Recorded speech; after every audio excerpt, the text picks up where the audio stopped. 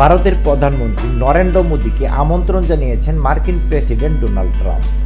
White হাউসের একজন কর্মকর্তা এই তথ্য নিশ্চিত করেছেন। খবর রয়টার্সের।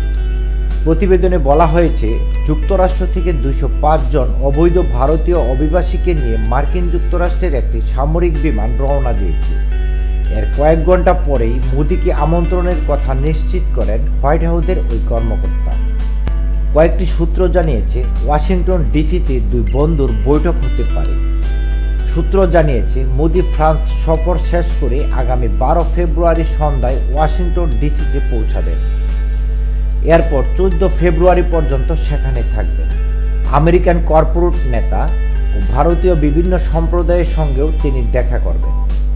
এর আগে গত সপ্তাহে ট্রাম্প সাংবাদিকদের বলেন, মোদির সঙ্গে আমার দীর্ঘ সময় আলোচনা হয়েছে। তিনি সম্ভবত ফেব্রুয়ারিতে হোয়াইট হাউসে আসছেন। আমাদের ভারতের সঙ্গে খুব ভালো সম্পর্ক রয়েছে। অবৈধ অভিবাসীদের বিতাড়িত বিভিন্ন দেশে শুল্ক আরোপের অঙ্গীকার নিয়ে দ্বিতীয় মেয়াদে মার্কিন প্রেসিডেন্ট হিসেবে ক্ষমতায় বসেছেন ডোনাল্ড ট্রাম্প। এরই মধ্যে কানাডা, মেক্সিকো ও চীনের পণ্যের উপর শুল্ক আরোপের ঘোষণা দিয়েছেন। যদিও কানাডা ও মেক্সিকোর উপর ট্রাম্পের শুল্ক আরোপ 1 মাসের জন্য স্থগিত করা হয়েছে। এছাড়া ইউরোপীয় ইউনিয়ন ও দক্ষিণ আফ্রিকার উপরও শুল্ক আরোপের হুঁশিয়ারি দিয়েছেন ট্রাম্প। ট্রাম্পের দ্বিতীয় মেয়াদের ক্ষমতায় আসার পর সবচেয়ে বেশি আলোচনা হচ্ছে ভারত যুক্তরাষ্ট্রের সম্পর্ক নিয়ে।